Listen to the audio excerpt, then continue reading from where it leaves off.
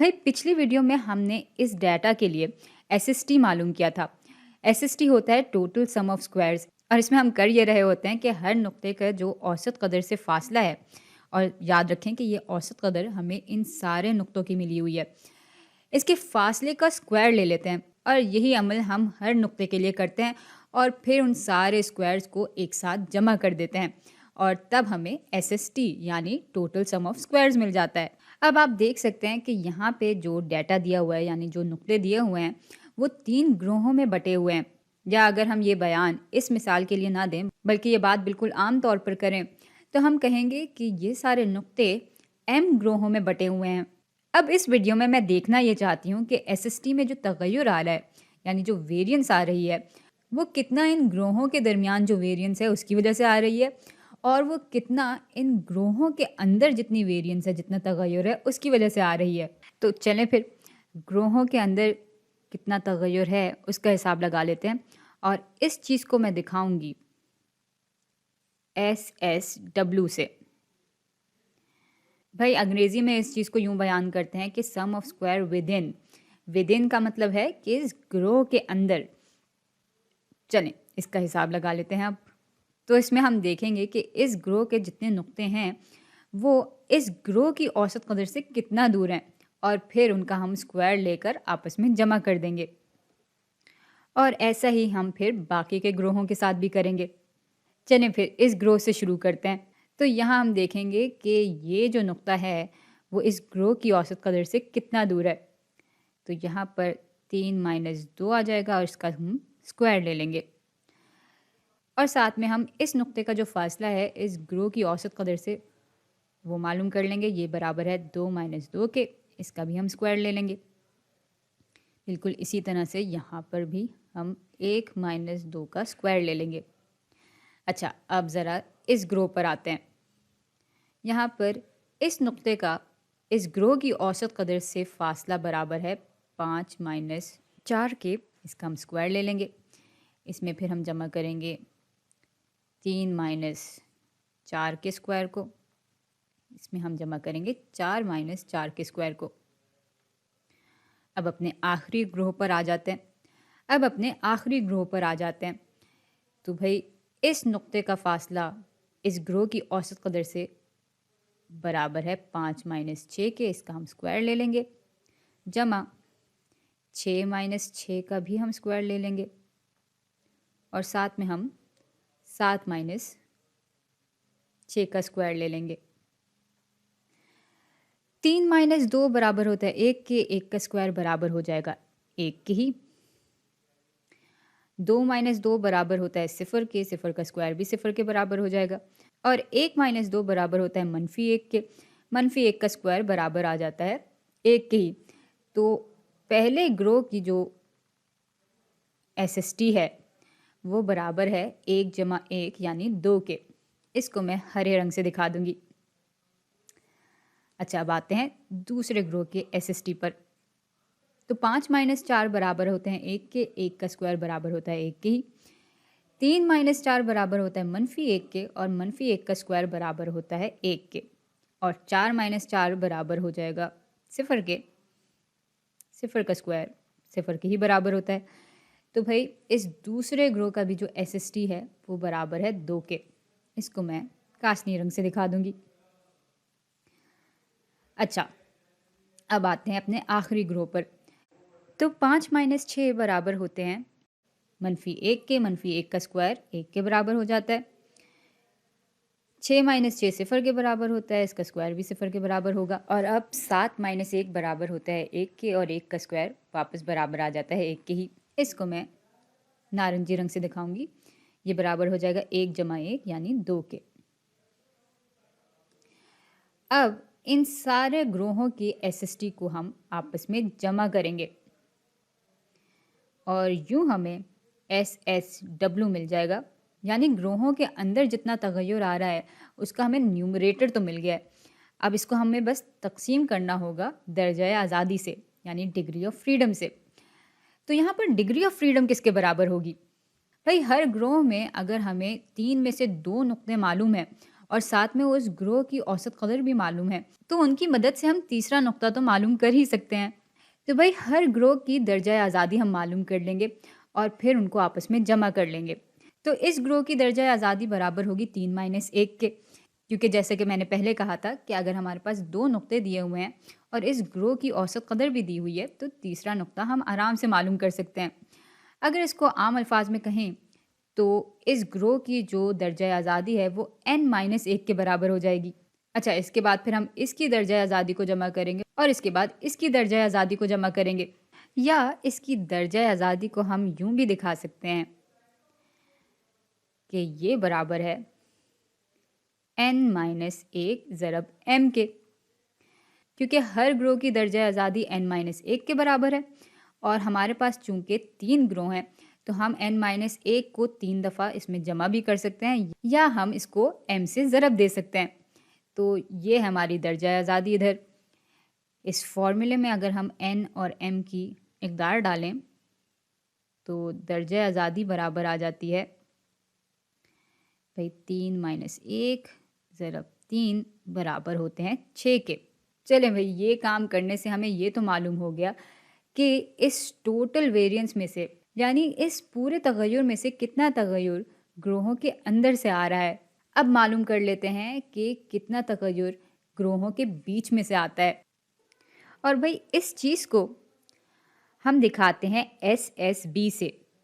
इसका नाम हम SSB इसलिए रख रहे हैं क्योंकि ये जो B है वो बिटवीन को दिखा रहा है, यानी इससे हमें मालूम हो रहा होगा कि ग्रोहों के दरमियान कितना तगय्युर आता है। अच्छा, ये मालूम करने के लिए हम देख लेते हैं कि हर ग्रोह में हर नुक्ते के लिए उस ग्रोह की औसत कदर कितने फासले पर है औसत कदर की औसत कदर से, और फिर उसका स्क्वायर ले लेते हैं और फिर यह अमल हम हर ग्रोह के हर नुक्ते के लिए दोहरा लेते हैं और यूं फिर उन सब को आपस में जमा कर लेते हैं, तो हमें SSB मिल जाता है। चलें, इसको अब ज़रा ज़ाहिरी तौर पर देखते हैं। तो यहाँ पे पहले ग्रोह से काम शुरू करते हैं। पहले ग्रोह के पहले नुक्ते के लिए इस ग्रोह की औसत कदर इस औसत कदर की औसत कदर से 2-4 के फासले पर है। इसका हम स्क्वायर ले लेंगे। अच्छा, अब इस ग्रोह के इस नुक्ते के लिए भी इस ग्रोह की औसत कदर की औसत कदर से इतने ही फासले पर है। इसका भी हम स्क्वायर ले लेंगे और उनको आपस में जमा कर देंगे। तीसरे नुक्ते के लिए भी यही हो रहा होगा। अब हम ये लंबा चौड़ा काम भी कर सकते थे या हम ये भी कर सकते थे कि इस फासले को 3 से ज़रब दे देते, तब भी हमें ये पूरी चीज़ ही मिल जाती। लेकिन खैर, अभी फ़िलहाल चूँकि हम ये चीज़ समझ रहे हैं तो मैं एक एक ग्रोह के लिए ये पूरा काम करके दिखाऊंगी। अच्छा, अब देख लेते हैं इस ग्रोह के इस नुक्ते के लिए इस ग्रोह की औसत कदर की औसत कदर से कितना दूर है, और फिर उसका स्क्वायर लेकर यहाँ पर जमा कर देते हैं। भाई इसका फासला बराबर आ जाएगा 4-4 के, और फिर इसका हम स्क्वायर भी ले लेंगे और यही अमल हम इस ग्रोह के हर नुक्ते के लिए दोहरा लेंगे और उनको आपस में जमा कर लेंगे। तो भाई ऐसा करने से हमारे पास ये सब आ जाएगा। अच्छा, अब हम इसमें जमा करेंगे अब इसमें हम जमा कर लेंगे इस ग्रोह के हर नुक्ते के लिए इसकी औसत कदर से औसत कदर की औसत कदर के फासले के स्क्वायर को। चलें, तो यहाँ पे फिर इस नुक्ते के लिए आ जाएगा 6-4 और इसका हम स्क्वायर ले लेंगे। इसमें फिर हम जमा करेंगे एक और दफ़ा 6-4 और इसका भी स्क्वायर ले लेंगे और इसमें हम जमा करेंगे एक और दफ़ा 6-4, इसका स्क्वायर ले लेंगे। अच्छा, अब ज़रा आते हैं इसकी दर्जा आज़ादी पर, यानी डिग्री ऑफ फ्रीडम पर। तो डिग्री ऑफ फ्रीडम के बारे में हम यूँ सोच सकते हैं कि अगर हमें ये औसत कदर की औसत कदर दी हुई है और हमें इन तीनों ग्रोहों में से 2 ग्रोहों की औसत कदर भी दी हुई है, तो अगर हमारे पास ये मालूमात दी हुई है तो हम तीसरे ग्रोह की औसत कदर आराम से मालूम कर सकते हैं। तो यहाँ पर फिर दर्जा आज़ादी बराबर हो जाएगी m-1 के। इस मखसूस सूरत हाल के लिए फिर ये चीज़ बराबर हो जाएगी, भाई हमारे पास 3 ग्रोह हैं तो m बराबर हो जाएगा 3 के, 3-1 बराबर हो जाता है 2 के। चलें, अब ऐसा करते हैं, इस पूरी चीज़ का खुलासा कर देते हैं। तो भाई SST दिखा रहा था सम ऑफ टोटल स्क्वायर्स को, यानी यानी इसमें हम हर नुक्ते का फासला ले रहे थे औसत कदर की औसत कदर से, और फिर उसका स्क्वायर लेकर उन सबको आपस में हम जमा कर रहे थे। ये बराबर आया था 30 के। इसकी दर्जा आज़ादी बराबर आई थी, थोड़ी सी हमें जगह और बनानी पड़ेगी। हाँ, इस सूरत हाल में दर्जा आज़ादी बराबर आई थी m ज़रब n माइनस 1 के। ऐसा इसलिए था क्योंकि m ज़रब n हमें नुक्तों की कुल तादाद दे रहा था और उसमें से हम एक को माइनस कर रहे थे। क्योंकि अगर हमारे पास अगर मिसाल के तौर पे कुल नुक्तों की तादाद 9 है और उनमें से 8 नुक्तों की इकदार हमें मालूम है और साथ में हमें औसत कदर की औसत कदर भी मालूम है, तो हम आराम से आखिरी नुक्ते की कदर भी मालूम कर सकते हैं। तो इसलिए दर्जा आज़ादी यहाँ पर इस चीज़ के बराबर थी। अच्छा, फिर हमने मालूम किया SSW। SSW दिखा रहा था ग्रोहों के अंदर जितनी जो है तगय्युर है उसको। तो ये हमने मालूम कर लिया था कि ये किसके बराबर था, 2 + 2 + 2 बराबर होते हैं 6 के। तो ये 6 के बराबर था। इसमें हमने किया ये था कि हर ग्रोह के हर नुक्ते का फासला देख लिया था उसकी औसत कदर से, और फिर इसका स्क्वायर ले लिया था और फिर उन सब को आपस में हमने जमा कर दिया था। तो यूँ हमें 6 मिल गया था। अच्छा, इसकी दर्जा आज़ादी बराबर थी n-1 ज़रब m के। और ऐसा हमने इसलिए लिखा था क्योंकि मिसाल के तौर पे यहाँ पर हमारे पास हर ग्रोह में कुछ 3 नुक्ते हैं। तो अगर इन तीनों में से 2 नुक्ते हमें मालूम हैं और साथ में हमें हर ग्रोह की औसत कदर भी मालूम है, तो हर ग्रोह की जो आखिरी कदर है या तीसरी कदर है वो हम वैसे ही मालूम कर सकते हैं। तो इसलिए n-1 दिखाता है कि भाई ग्रोह में जितने कुल नुक्ते हैं उनमें से हम एक को माइनस कर देते हैं, क्योंकि ग्रोह के अंदर हमें उतनी ही मालूमात की ज़रूरत है। और इसको फिर हमने ज़रब दे दिया था m से, यानी जितने ग्रोह हैं उनकी तादाद से हमने इसको ज़रब दे दिया था। अच्छा, ज़रा देख लेते हैं। यहाँ पे शुरू में हमें दर्जा आज़ादी 8 के बराबर मिली थी और SSW की दर्जा आज़ादी हमें 6 के बराबर मिली थी। आखिर में हमने SSB मालूम कर लिया था, जो कि sum of squares in between the group को दिखा रहा होता है, यानी ग्रोहों के दरमियान जितना तगय्युर आ रहा है उसको दिखा रहा होता है SSB। और SSB क्योंकि हमने ताज़ा मालूम किया तो मैं इसको दोहराऊंगी नहीं। ये बराबर आ गया था, अच्छा हमने इसका हिसाब ही नहीं लगाया भाई। 2 - 4 बराबर होता है -2 के। -2 का स्क्वायर बराबर होता है 4 के। यहाँ पे 4 + 4 + 4 बराबर मिल रहा है हमें 12 के। और फिर 4 में से 4 माइनस कर रहे हैं तो हमें 0 मिल जाता है। 0 का स्क्वायर 0 के बराबर हो जाता है। तो यहाँ 12 में फिर हम 0 को जमा कर रहे हैं और उसके बाद 6 - 4 बराबर हो जाता है 2 के। 2 का स्क्वायर बराबर होता है 4 के। यहाँ से भी हमें 4 मिल रहा होगा, यहाँ से भी हमें 4 मिल रहा होगा। तो 4 + 4 + 4 बराबर हो जाता है 12 के। इन सब को जब हम जमा करेंगे तो SSB हमें बराबर मिल जाएगा 24 के।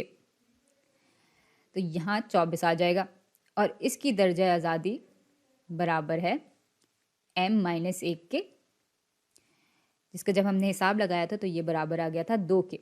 आप देख सकते हैं कि जब हमने ग्रोहों के अंदर जितना तगय्युर था उसको जमा किया ग्रोहों के दरमियान जो तगय्युर है उसमें, तो हमें टोटल सम ऑफ स्क्वायर मिल जाता है। तो यहाँ पे SST बराबर है SSW जमा SSB के।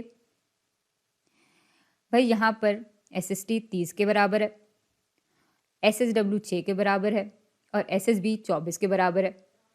इन दोनों को जमा करेंगे तो हमें 30 ही मिलेगा। तो ये दोनों चीज़ें बिल्कुल एक दूसरे के बराबर हैं। और साथ में यहाँ पर हमें SST की दर्जा आज़ादी बराबर मिलती है SSW की दर्जा आज़ादी जमा SSB की दर्जा आज़ादी के। अच्छा, इस बात को तो मैं साबित भी कर सकती हूँ। SST की दर्जा आज़ादी बराबर है mn-1 के। SSW की दर्जा आज़ादी बराबर है n-1 ज़रब m के। और इसमें हम जमा कर रहे होंगे SSW की दर्जा आज़ादी को, जो कि बराबर है m-1 के। यहाँ पर फिर से mn-1 आ जाएगा। n ज़रब m बराबर होता है mn के। -1 ज़रब m बराबर होता है -m के। यहाँ पर m ही आ जाएगा और यहाँ पे -1 आ जाएगा। ये दोनों आपस में कट जाएंगे। तो आप देख सकते हैं इक्वेशन के दोनों हिस्से बिल्कुल बराबर आ रहे हैं। तो ये कहना दुरुस्त है कि SST का दर्जा आज़ादी बराबर होता है SSW के दर्जा आज़ादी जमा SSB के दर्जा आज़ादी के। तो भाई पिछली वीडियो की मदद से और इस वीडियो की मदद से हमने ये दोनों बातें मालूम भी कर ली हैं और इनको साबित भी कर लिया है। तो आप इन सब चीज़ों को अपने जहन में बैठाएं और मैं आपसे मिलती हूँ अगली वीडियो में, जिसमें हम देख रहे होंगे कि दर्जा आज़ादी असल में होती क्या है।